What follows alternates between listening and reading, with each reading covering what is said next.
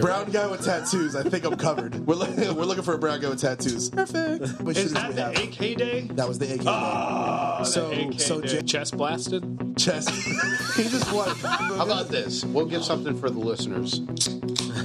All right. Okay, dude, if people understood that they can get slapped at any fucking point in time, they would legitimately shut the fuck up. Fucking take the labels off of this shit. If they want to drink the bleach, drink the bleach. So day drinking, and I was like, I caught that. I'm like, motherfucker! It's 11. We're at work. 11 o'clock. It's 11 o'clock in the morning. Work at least. It's 11 o'clock in the morning. Too, but I was like, yes. Now it's time for you to talk about Blood Dick. Right. Why the fuck were you guys talking about that before the fucking episode? Hashtag Blood Dick. So awesome. Listen. Welcome to the Covert Standard. What's going on, people? Thank you for tuning in to the Covert Standard again for another awesome episode for you guys. Let me go and knock out these sponsors right off the bat so we can go ahead and get into our heavy content we got going on for today. Let's go ahead and go with the first one, which you guys hear. It's always at the top of the show. That's cabalusa.co. That's cabalusa.co.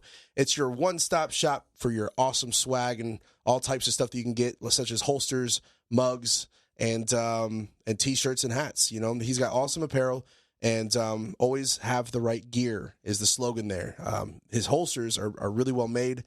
He's got a few different models up there. If you guys are Glock fans, he's got some inside the waistband and outside the waistband holsters, and also I believe SIG 320 he has as well, and also the SIG P365. So you guys that went ahead and bought that carry gun, he has got a nice holster for you as well. Just go ahead and add into the Dropbox or the shopping cart there all the gear you need, and right there where it says promo code, type in Covert Standard, and just for being a listener to our show, you get 15% off. That's 15% off. So type in Covert Standard, the promo code, and you'll get it there. 50%? 50%. That's why he's not here to say no. So we can say whatever we want right now, and he has to do. Well, you want to disappoint the listeners or what? Yeah, you don't want to show up here. Okay, we're gonna go ahead and put on whatever we want. It is down 100%. No, so yeah, it's 15. I always feel like my accent or the way I speak, the way I enunciate words. Yeah, I feel like I say 50. Right. So I always say 15% off. Our next sponsor is iView Marketing. It's your number one stop shop for all print management services, everything ink and more. If you go to iviewmarketing.com, you can see everything that you need to do or everything that you want to see. And in the I can't speak right now. It's almost as good as mine. He prints shit on shit. He prints shit on shit. So basically, if you want anything for your business, anything for yourself, print it on paper, print it on T-shirts, print it on hats. It doesn't matter. He does it all. Go to iviewmarketing.com. And that is that. We need to get some more sponsors, man. I think I'm gonna do. What we want is it to be 15 minutes of talking about sponsors before we get to anything entertaining. That's what the listeners want. The listeners want us. We want all the mid rolls. So basically, we're gonna get down to a 24-minute podcast, and the rest of it is all the sponsors we're gonna talk about. I like that.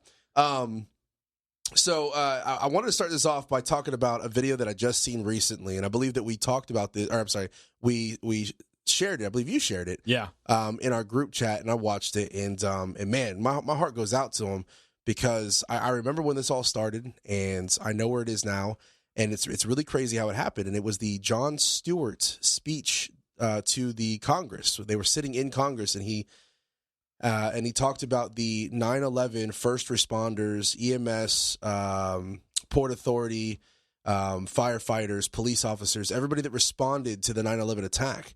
And their medical aid fund. That's what it is. Like all the medical issues that they have with it. Congress, dragged their feet forever to set up a fund to take care of their medical bills, and then they finally put something through, and they did it with a whole bunch of conditions that are, it's basically about run up. They're almost out of money already. They said something about they're going to give it 5 more years, and then they're done with it because they don't know what's going to happen in 5 years. I remember him saying that in the speech. Yeah. He mentioned how long it was going to be. Right. Man, can you put a price on it? Those guys can. If all the things the government does, I'm pretty fiscally conservative. Of all the things the government can spend money on, like, you can't handle those medical bills. Like, why is that even a debate? And, he talks about it in what he's like in 2015 of someone attaching it to some extra bill that they wanted to get some more money for their for their area, because it happened in 2015. Yeah, I remember him talking about that. He said something about petroleum tax or something. A petroleum tax. So somebody piggybacked it on something else, so that way they can get their taxing on oil.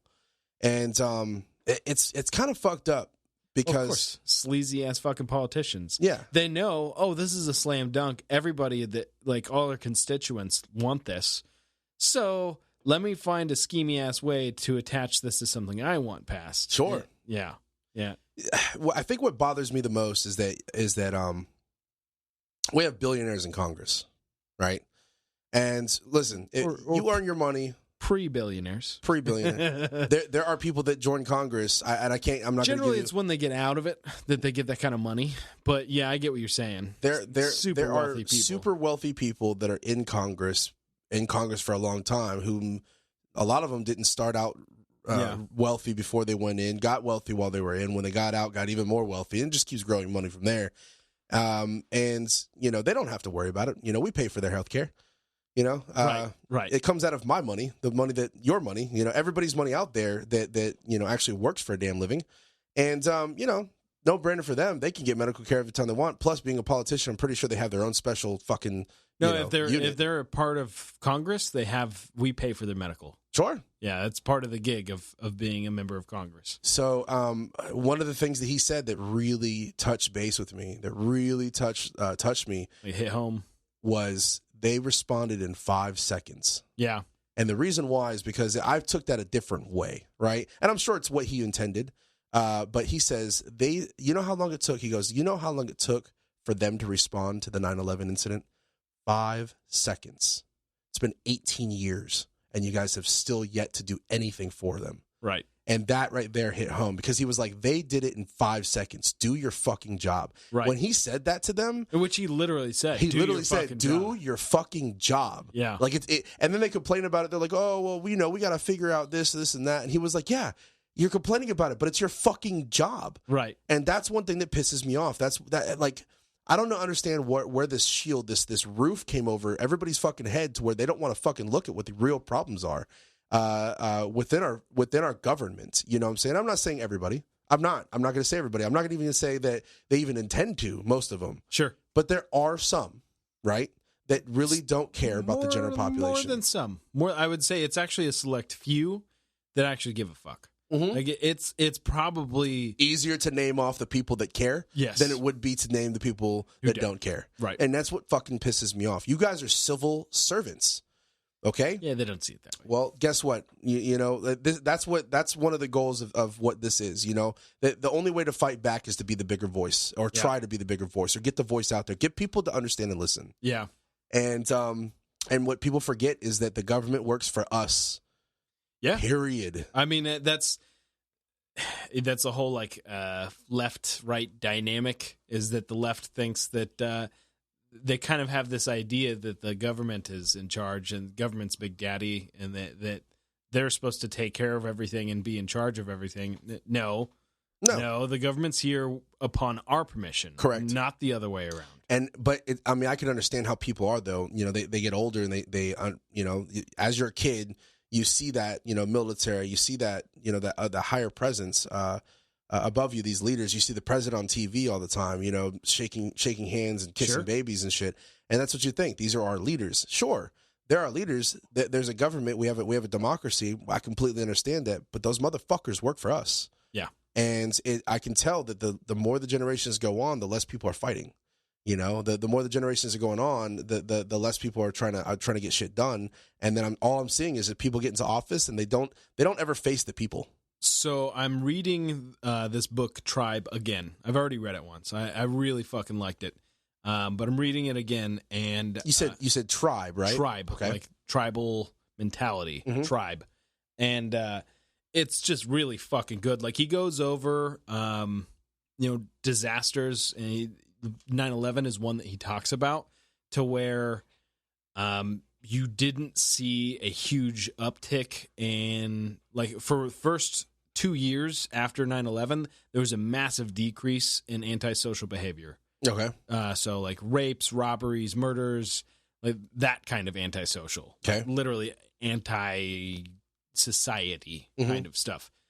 huge downtick in that because they had a horrific event that unified everybody, that had more of a tribal mentality of they felt connected because they were all under attack. Isn't that sad? It wasn't a class of person that was attacked. It wasn't, a neighborhood that was attacked. It was Americans that were attacked. Yes.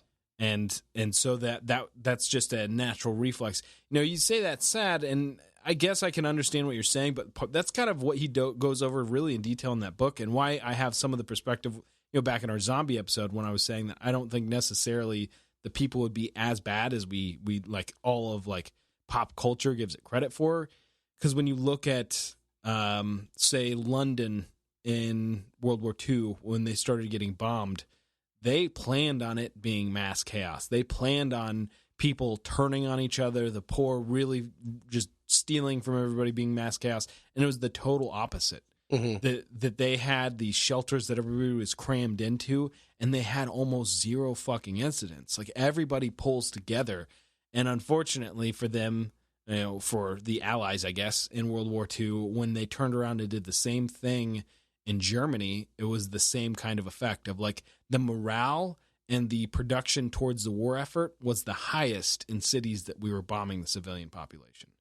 Like, that made everybody say, fuck you guys, we're fighting this out even harder. Like, because that unifies everyone. It's a unifying feeling. It's like, oh shit, my feelings don't matter anymore. Right. We all need to fucking figure this out. Yeah. I don't want to keep gushing about this book, but it's a really good book if you haven't read it. And he talks about, he's a war correspondent, like a war reporter. He started doing that at a young age, and he went over to Sarajevo during their civil war, and tells all these stories of these people going through fucking horrific conditions, but they felt like a lot more alive and more happy and more unified because everybody was under assault, even though they were under these like horrific conditions. Like, I told a story of a 17-year-old girl who got her leg like severely screwed up by shrapnel that came into her apartment.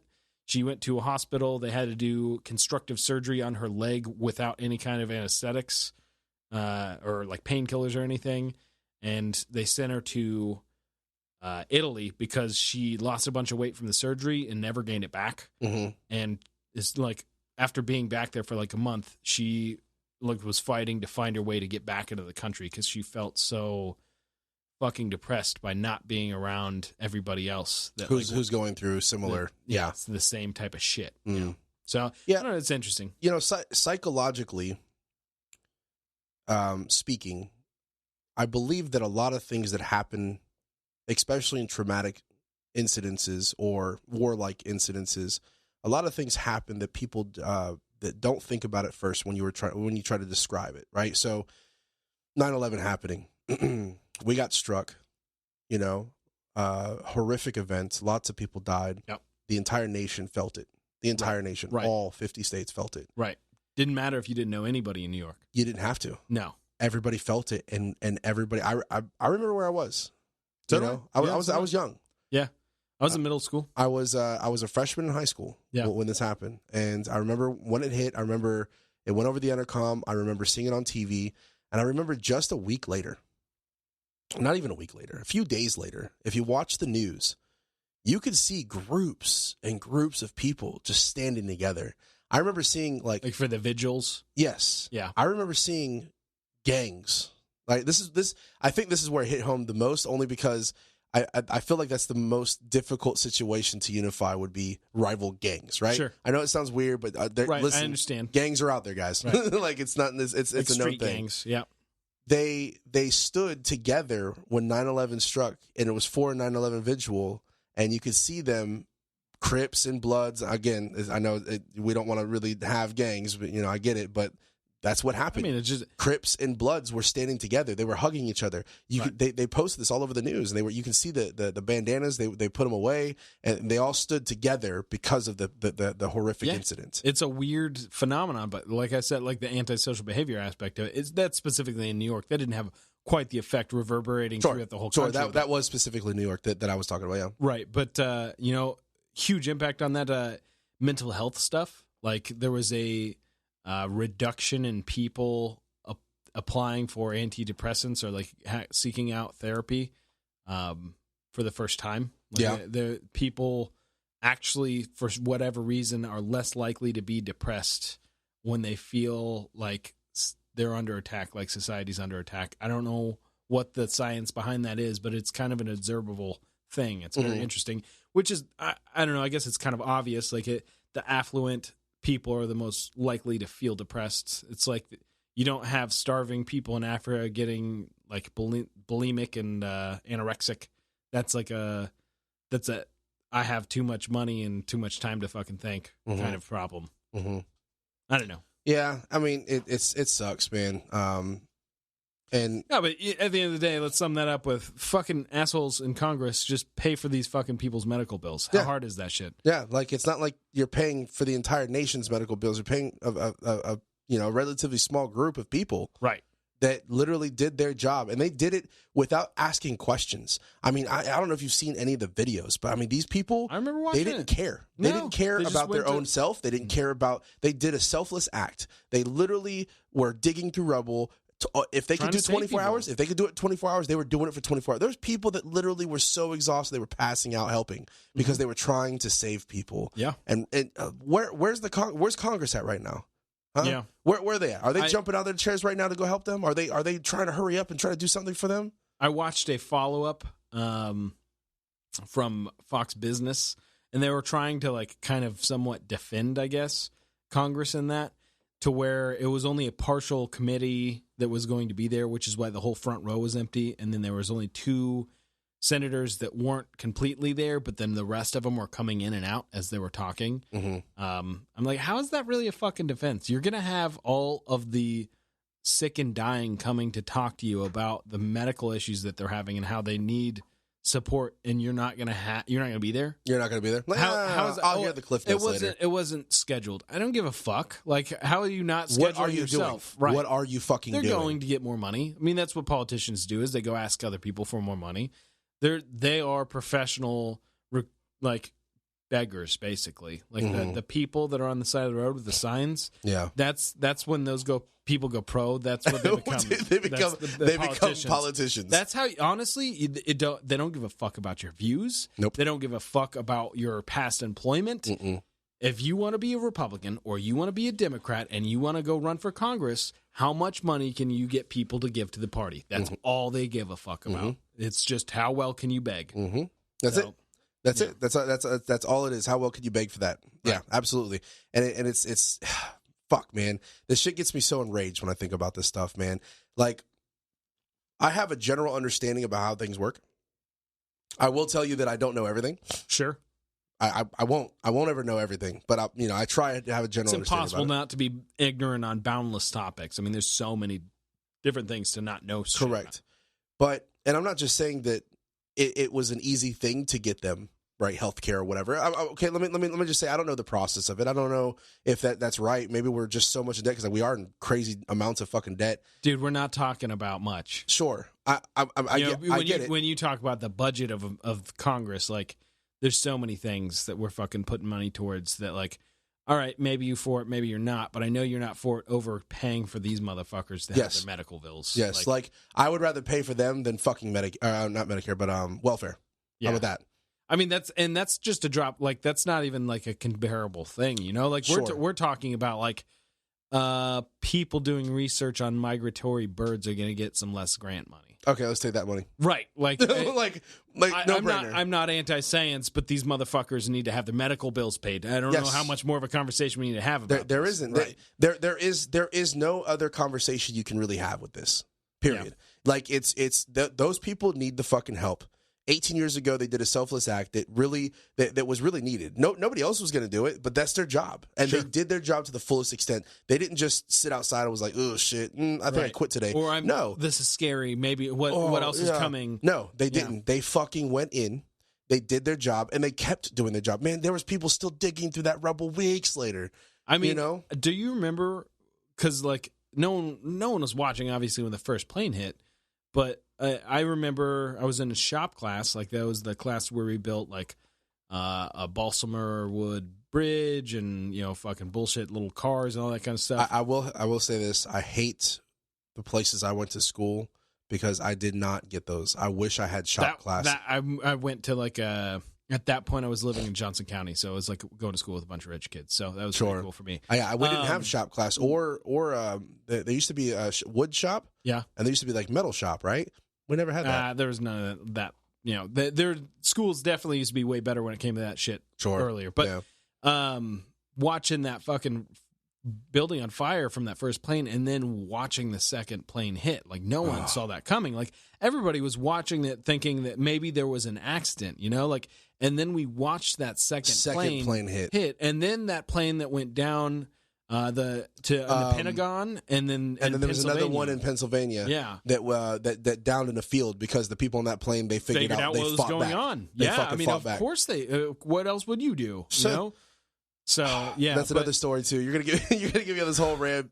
I mean, I understand why people on the first couple planes didn't, because they didn't know. Like up until that point, when a plane got captured, it was some people going to Cuba. Yeah. Like they were fucking flying the terrorist plane to Cuba so that they could ransom everybody. Yeah. And whatever, you know, like it wasn't to go murder everyone. Like no one would have thought. Yeah. So they didn't know it was good. So they thought that maybe it'll be over soon. Or I mean, just comply. You know, you just don't know what the fuck's going on. But once that news got out, there was we're all gonna fucking die. So we need to do something. While make this worth it.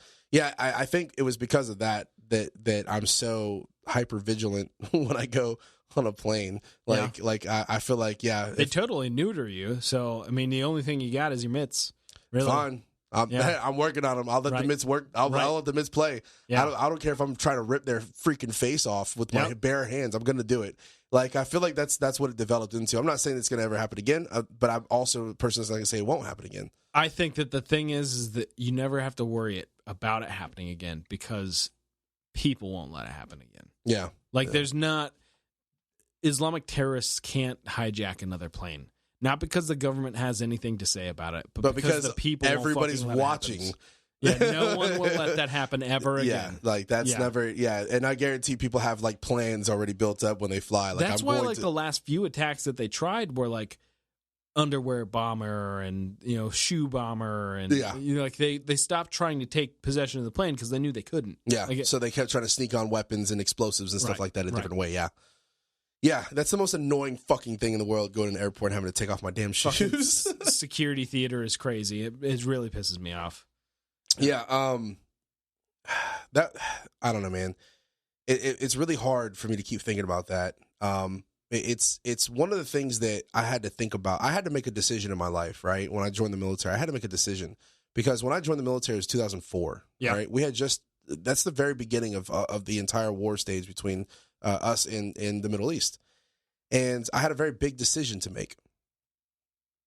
Yeah, like a year into it, I guess. I think the 2001 is when everything. 2001 is when the planes hit. And then September. 2002 was when, I think it was only a year later that they ended up invading. In Afghanistan. Yes. And then 2003 we went to Iraq. So I enlisted right when we started going out there. Right. And I had a decision to make. I will tell you right now, I didn't join because I wanted to go out and fight.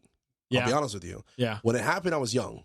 Sure. I was a little punk. Okay. I was a little kid, and everything like that. And I didn't really have like the patriotic, feeling. And that's why I joined. I'll be honest with you.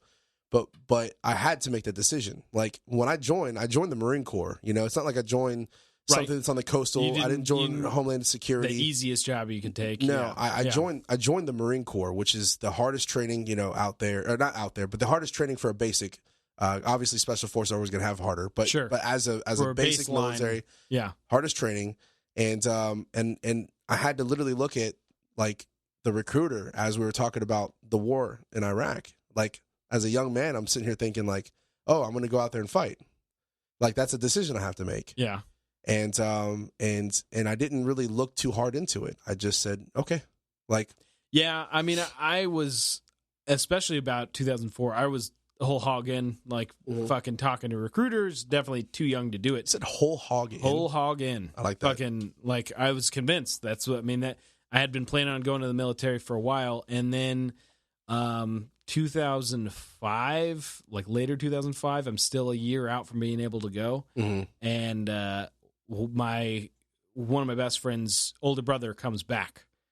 He was Army. He was he started as a tank operator. Okay. I don't know if you tank driver. I don't know. The people that drive. I'm sure there's different MOSs within that. One that fires the gun, one that navigates, one that drives. Yeah, I'm sure there's like different jobs. Sure. And then ended up, he went through some bullshit of some people were not.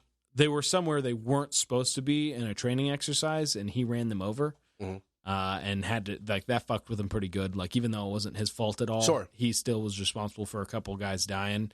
So that fucked him up a little bit. So he got out of that and just went back to like basic patrol infantry shit. But he did not have positive things to say. Like, he pretty well convinced me, like, don't go. Like, so that's ultimately why I didn't sign up for the military. I'm sure he's not the only one. Yeah, that had a lot of negative things to say about how things were going. Yeah. Yeah, I mean, it was not like, hey, don't go because the country doesn't need you or anything, but it's just like, basically, you're going to be there for, like, you're not going to be able to complete the objective that you should be there to do. Like, they're going to tie your fucking hands, and then you're going to end up just dealing with people that can't understand your fucking language, and then eventually you're just going to have to fucking, it's just not going to be what you think. Like, it's not going to be you're there to fight for, Iraqis that want freedom and you're going to kill some terrorists. That's not how it's going to go. No, they don't actually explain that to you at all. It's a game of cat and mouse is what that fucking place was. Right. Like our rules of engagement that we have to go by, which, by the way, we are the only motherfuckers that follow them. Yeah. Yeah, of course, terrorists don't need to fucking follow any rules. It's okay. That's the ass backwards thinking that a lot of these fucking politicians have, especially when it comes to gun rights. We'll get into that in a second. But is the ass backward thought process is, okay, well, we're going to give you laws. I know the bad guys, they're going to do whatever the fuck they want, but you're going to have law. It's fucking so stupid. And yeah, so it was a game of cat and mouse. It's like, all right, let's hurry up and do things until we either get shot or fucking blown up. And that's how it was out there. Yeah, I mean, I think that's been like the huge thing on why you see so many guys with PTSD coming back from that, is that between Afghanistan and then later in Iraq, they just had people going on patrol to basically get blown up. Like, they were just... The guys that were there, the reason they had such an issue with PTSD is not because they were over there fighting, but because they weren't over there fighting. They were just waiting to get blown up. There's a lot of downtime. Yeah, you're just waiting to fucking run over a bomb. Like, that's what a lot of the guys that were over there had to deal with. For I don't want to give his name out, but for the guy I was talking about, he went over there to defend a city, and a lot of shit happened, and he's talked about it. Last time I saw him, I don't know, a few years ago, he was like, yeah, you can go look at this city up on Google satellite right now. It's a ghost town. No, not a single motherfucker lives there anymore. Yeah. It's like every single thing we did was for nothing. It was for a waste. Everybody that died to fucking defend that place, and all of our fucking effort, it was all for fucking nothing. Like, I know that's overly nihilistic, but that was kind of like his perspective on it. It wasn't that bad in 2005 when he was talking to me about it, but it was still pretty negative about his experiences over there. I mean, sure. I don't think anybody goes to a war and has a positive experience. Like, oh man, that was the greatest trip ever. Yeah, you won't. No. You won't. No. This. So I understand, well, what the fuck do you think he was going to say? He's going to talk you into it, but yeah, I mean, that's just kind of what took me down a whole nother path. I mean, that combined with growing up with my uncle's pretty horrific experiences in Vietnam. I mean, a lot of it I inferred, and then as I've gotten older, I've definitely confirmed. But the supposedly being there to help someone, but you can't understand their language, so you end up murdering the people that you're supposed to be there to help. Like, a lot of that he had to deal with. I knew that he had done a lot of terrible stuff. I mean, he didn't tell me in detail, like, how he had to kill kids, but I kind of got that inferred from some of the stuff that he said when he was drunk. And it's a horrible thing to happen. It's a horrible thing to think about, but war is fucking terrible. Fucking terrible. I don't care. War is hell. Yeah. Yeah. I mean, that's not an empty phrase. I feel like people throw that around like it's platitude or I don't know, a cliche, but like if you can envision hell on earth, I think that war is probably somewhere around that. War would, in my opinion, be the closest that I could depict as hell. Yeah, absolutely. Because, there is no going back home and just, relaxing. No, you're being vigilant and you are awake, for far too long. You're worrying, you're stressed, you're sitting here having to fight. Yeah, and then you're going to witness death like no other. Like death is weird. Or be put in a position to where you have to do immoral acts. Yeah. I mean, fucking killing kids. Yeah, I wouldn't wish that on anybody. Yeah, and it's not always unjustified. In fact, most of the time it is justified. Like when the 3 separate times my uncle had to kill a kid, it was to save his guys and save himself, but it still doesn't change the fact that they train kids. They train kids, and this happened in Iraq as well. They train kids to fight with them. They teach them their ways, and I get it. It's their culture, right? Our culture. I wouldn't say we would teach our kids on go over there and go shoot people, but sure, in their culture, that's what they did. They taught their kids that. So the kids have a hatred for us, and they don't even know why. Innocence has a hatred for us, and they don't know why they have a hatred for us. Right? It's they're influenced into it. It's easy to understand. I mean, we're the foreign people. You can't understand our language. We have superior weapons, and we're not from there. You know, like we're from a land far away, imposing our will on them. Kill the invading force. It's I understand why a child would think that we would be the bad people. And they don't even know us. And so having a kid go out and do a dirty deed, it's you or them, and that's where it becomes sad. That's where it fucks you up, because it's like Vietnam. He's about to go kill give 10 grenades people to kids all the time, and they'd run up to helicopters and toss a grenade inside like that. That happened to my uncle, to where he had to shoot a kid for that very reason. And nobody wants to do it, but that's 10 lives right there. And how fucking horrible is it when you're put in that position and you have to put that kid down and he doesn't have a grenade? Yeah.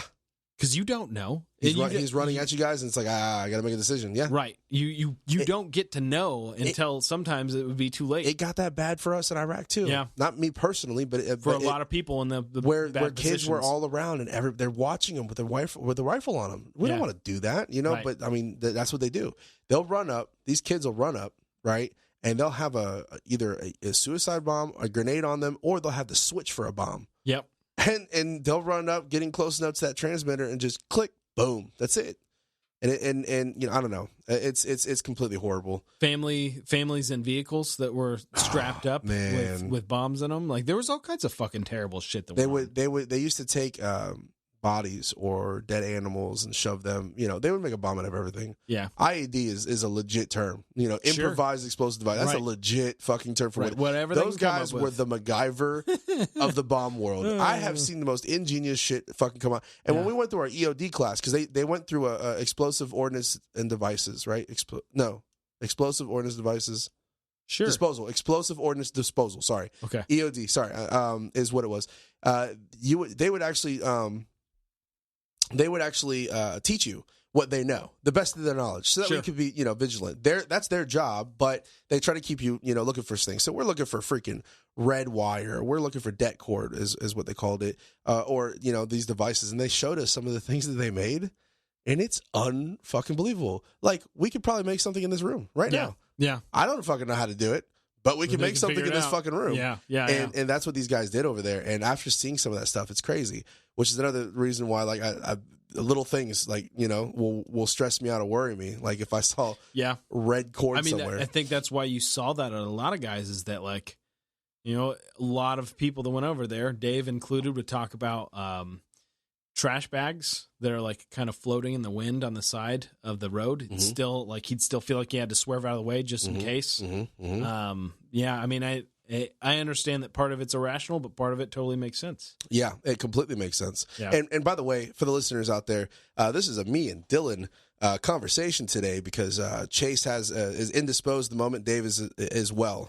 They're not here. They're not just sitting here staring at us talk.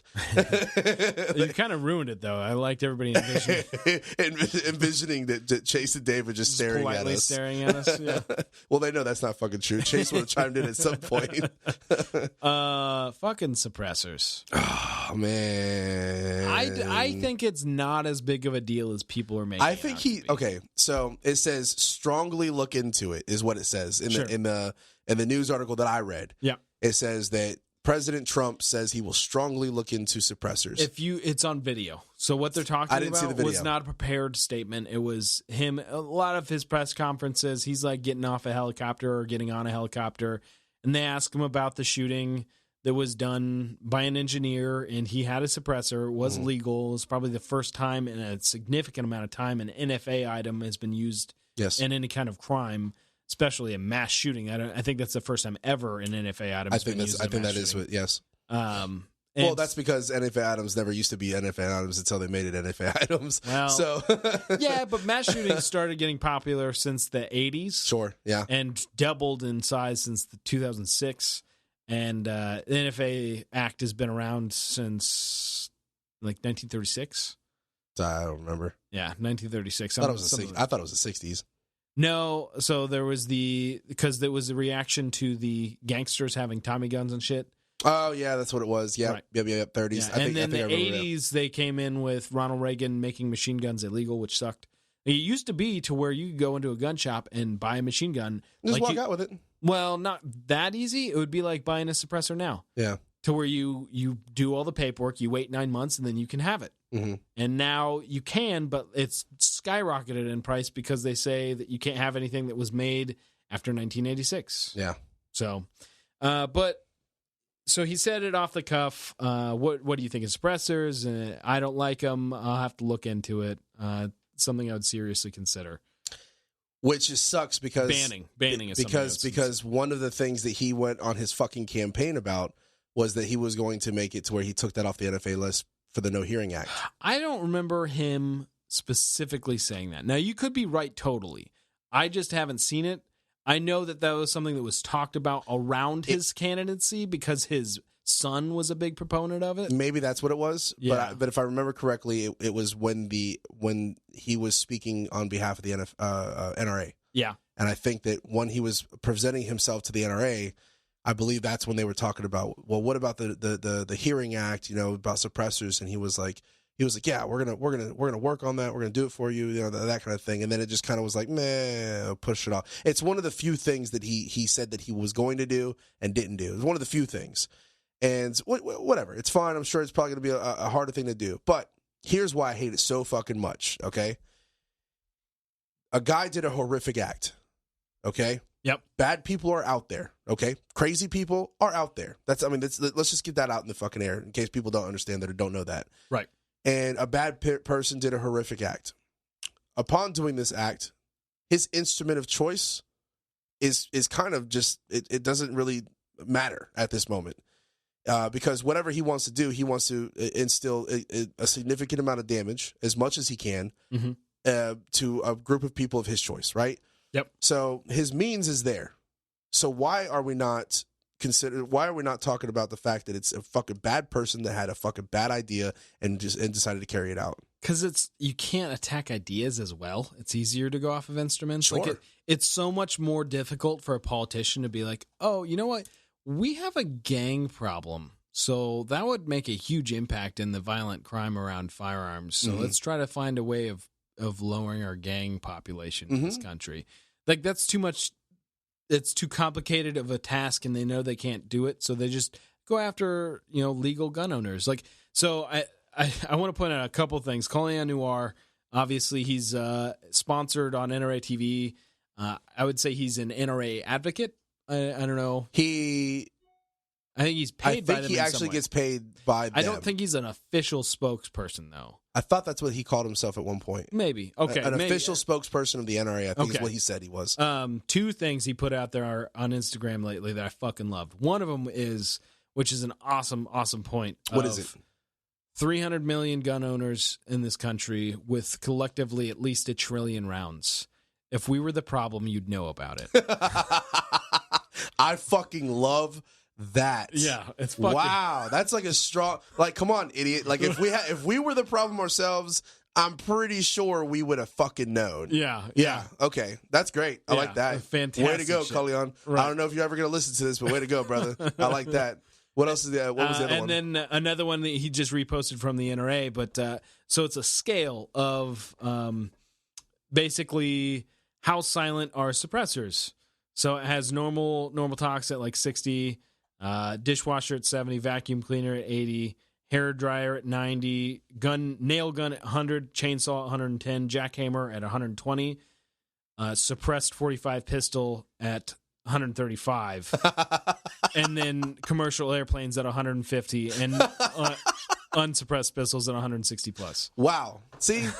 You see? Do you see what I'm talking about? And I made a post about this. I really need to stop with my emotions sometimes because I was so pissed off when I read this shit that I had to put a post. But I mean, it's not like I said anything radical or anything like that. Right. I just wanted to put it out there like, hey, just let me just go and put it out there for you to understand. First of all, the media loves to change the words of what things are. That's where assault rifle came from. Yeah. Was the fucking media or weapons of war you would hear as well. Sure. Let me go and reverse back to to finishing the original point, and then I'll move on to this one. And it was this: the guy used a suppressor on his firearm when he created this or committed this heinous act. Yeah, it did not, or would have not, have changed the outcome of what happened because of that device. Right. So why the fuck are we looking at the device as something we have to ban when it had nothing to do with the amounts? It didn't increase anything. It didn't make anything better. It didn't do anything for it at all. It wouldn't have changed the outcome. If he had it or didn't have it, it wouldn't have changed the outcome of the situation. Yeah. Why are we looking at that? Why is it one of the things we have to go out like in their minds? That's not even something they ask themselves. No, they don't. They just go. Well, they just look at what he had and go, oh, look, he's got this sling attachment on there. We got to ban that because he used a pistol. Okay.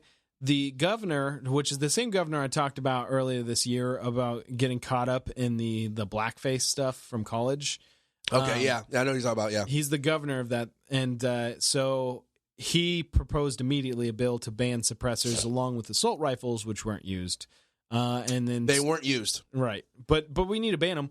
And then a registry of the same bullshit that they always put forth. Yeah. You know, there's been a really good detailed analyzing of gun registration, and if you buy a gun, a lot of times you'll have pieces of brass that have been fired. Mm-hmm. Certain states require that because they want something like a ballistic fingerprint is the idea of the firearm. Yeah, right. Mm-hmm. I'm familiar with that. Do you know? We used to have those all the time. I don't remember. I don't remember. Do you know that those states that implemented those have not had a single conviction related to it? Huh. Not a single fucking Let's just one. keep making a law that doesn't do any change. There's nothing productive about it. Not a single fucking thing. But people don't care because it's not they're not reality based. The stuff that we're talking about with suppressors and how ineffective they are.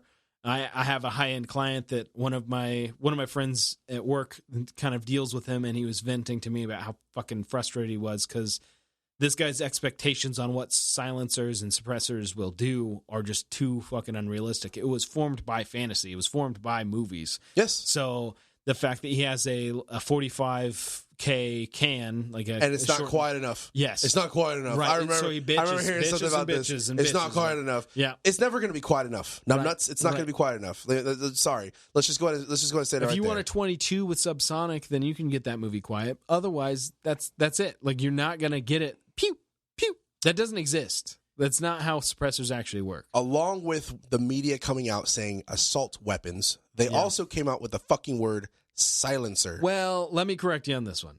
Because the guy that invented it called it a silencer back like World War II days or pre-World War II days. So what happened with the changing of the name of suppressors then? Because it's not a silencer. Suppressor, I think, was, and I'm not 100% on this, I would deduct that suppressor was a way of the gun community trying to relate it to people in a more accurate way. I retract my statement, right? Yeah.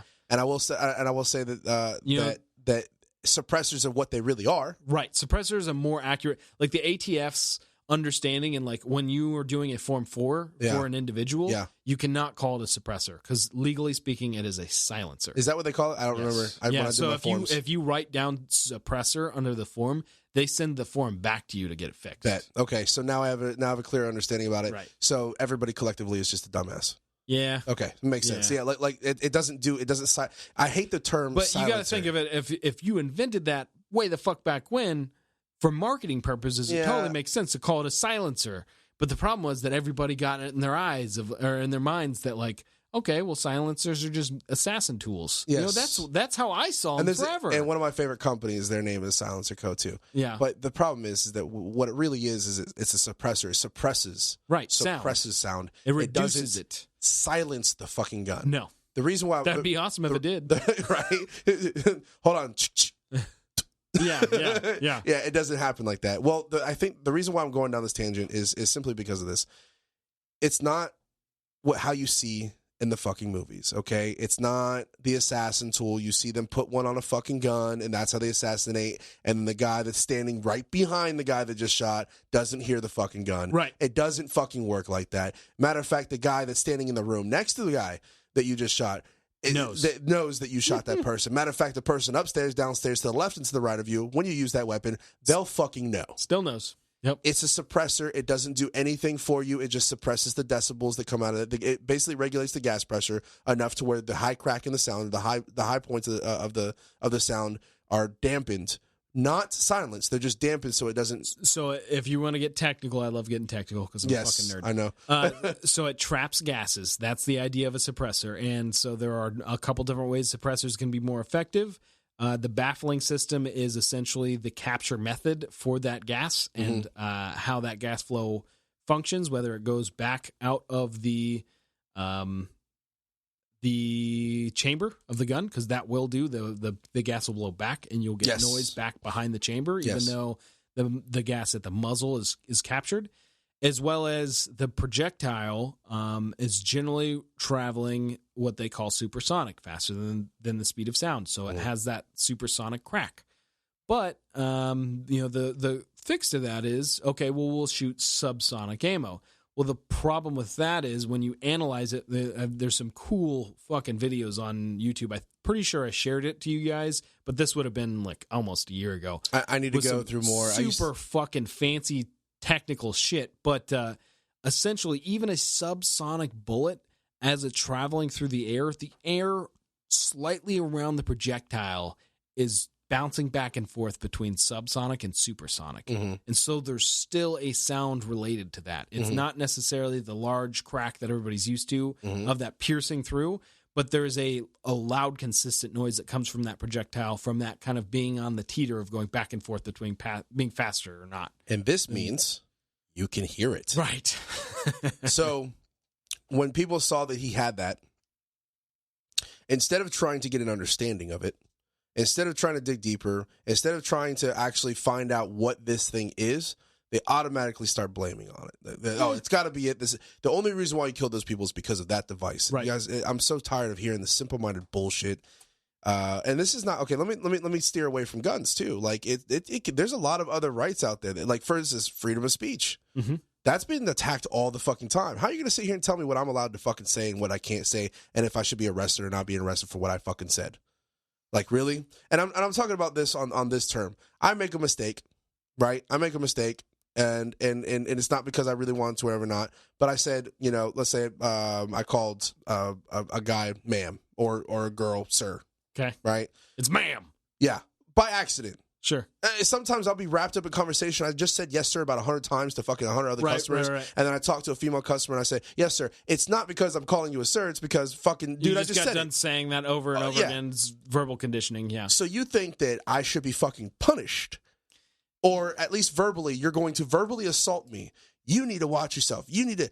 I have to watch myself because I mistakenly said something that might have offended you. Yeah. Listen, okay, this fucking world is offensive. Okay, there's people out there that are never going to agree with you on the same fucking point. Scary fucking thing that people think that they have the right to not be offended. You don't have the fucking right to not be. If you're offended, you just need to get the fuck over it. And that's one of the things I keep trying to say. Yeah. Is you know what, man? I grew up in this world with a lot of fucking things that happened to me, said to me, and shit like that. And I'm sure everybody else has. I'm not a fucking victim here.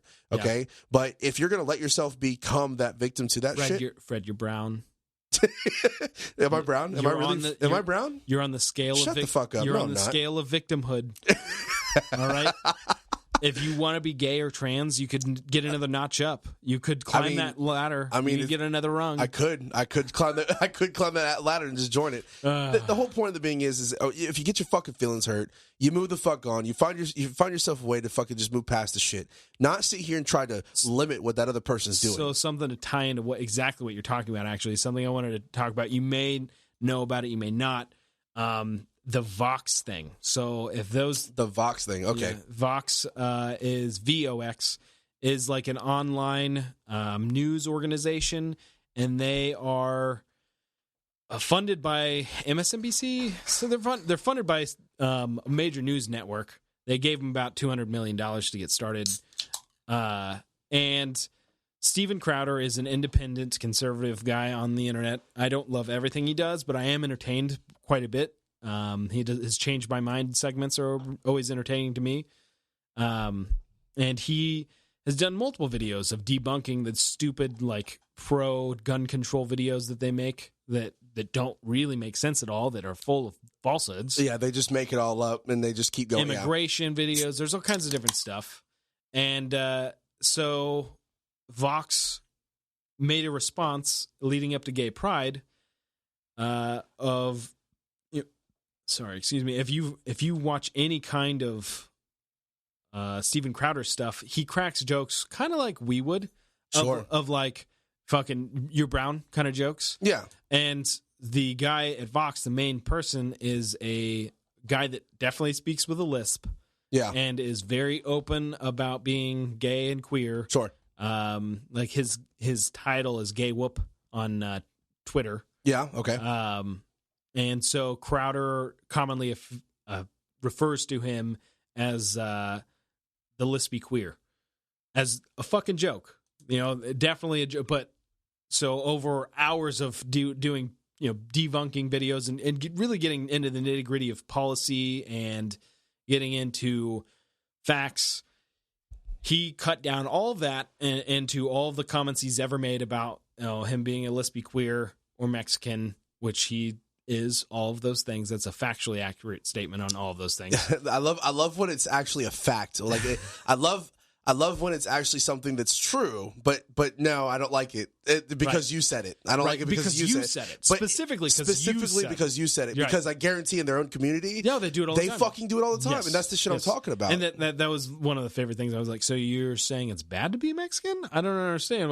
Like you're agreeing that this is a bad thing. Why is it a bad thing? Just embrace it. Like yeah. So he put all that together and.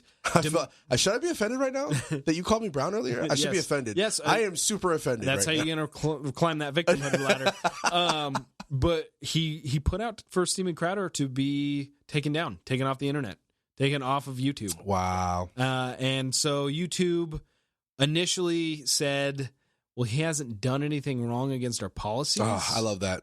And then they said, well, even though he didn't do anything against our policies, he did stuff that was on the border of our policies, so we're going to demonetize his channel.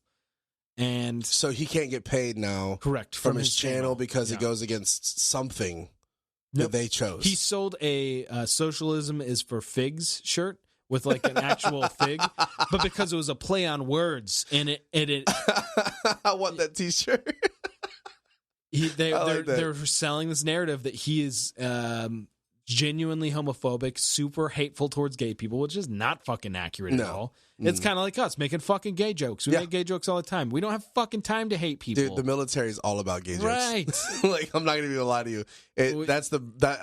Every single one of us has a friend or a family member or something that's a gay person. We don't fucking have time for that shit to hate someone because they're gay. I feel like every one of us has that stage. But you can't take gay jokes from me. Don't take that shit. Yeah.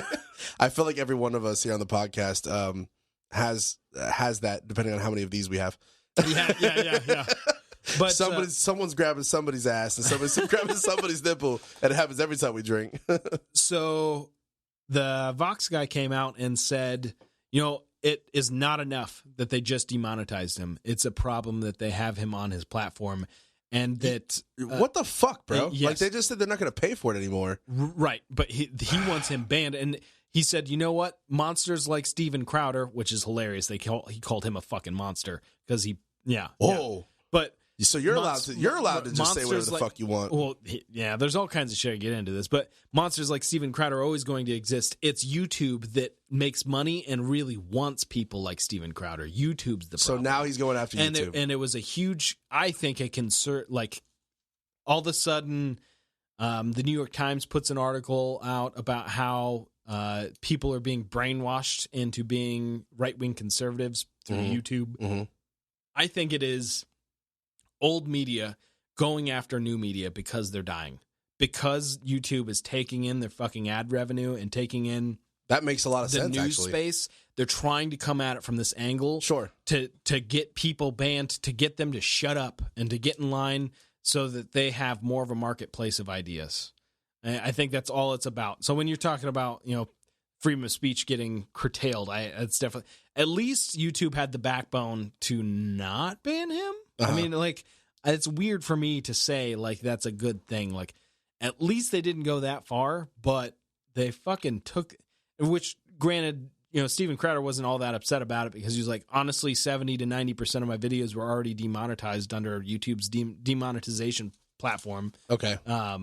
So he makes his money. So he doesn't make his money that way. He makes his money through what they call Mug Club, to where people pay for a monthly subscription to him and his online videos. They get extra content and they get a coffee mug. So that's like his thing. Yeah. And of course, everybody flocked to him and bought a fuckload of those memberships from him. Yeah, yeah. And right now, it literally is counterproductive for that guy to do what he's doing because all he's doing is making him fucking even more popular right now. Right. And it's gonna be that's how it is because there's a lot of us people that are fucking sick of this shit. Yeah. Like, look, man, I get it. Listen, I'm not me. You should treat everybody as an individual person, right? Don't go after people's fucking freedoms and their goddamn right of what they could do, of what comes out of my fucking mouth. What can be said in public. What could be said in public, right? Yeah.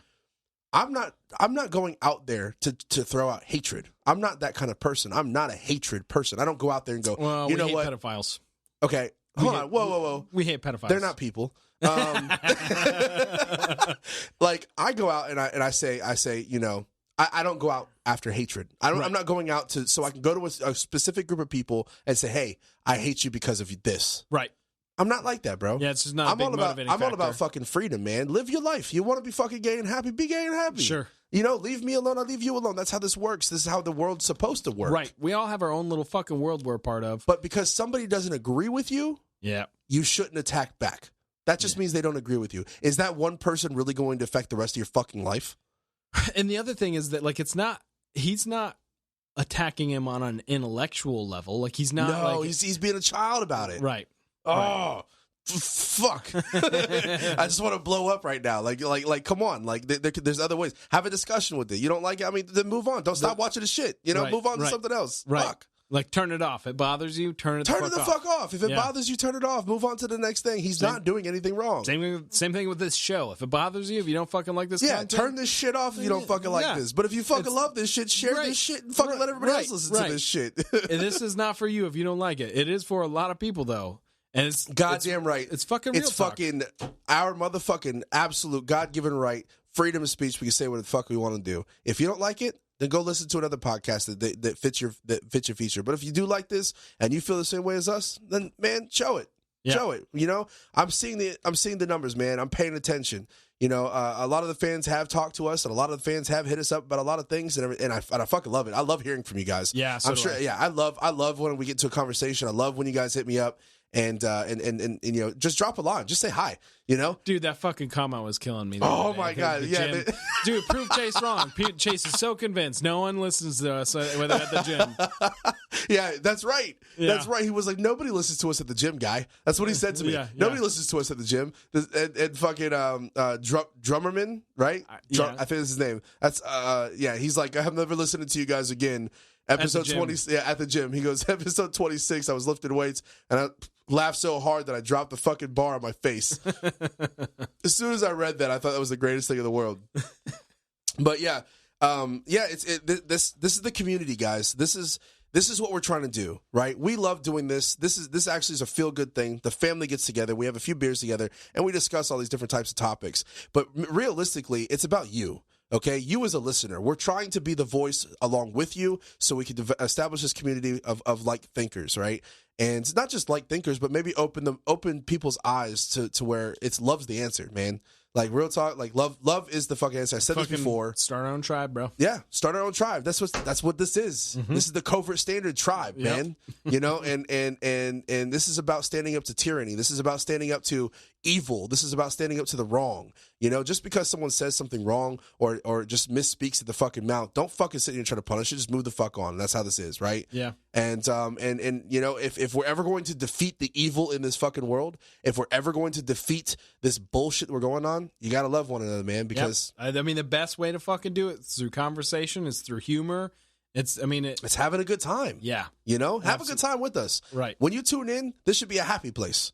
Okay. If we're doing our job right. Let me say this though. It is not a safe space. This is not where you go when you want to just fucking have a safe space and everything. I feel like it's a 2A community safe space. They're gonna take my guns. Well, you won't ever hear us preaching against guns. No, that will never fucking happen.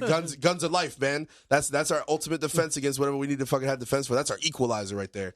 And you know, God forbid we ever have to use it. It's fucking fun to do. Before we go, I know we're getting close to wrap it up, but I've been having actually twice in the last 2 days. Two different listeners have hit me up about sending some booze our way, and they're like, "Man, I keep on fucking forgetting to write down the PO box because I want to fucking send you some booze."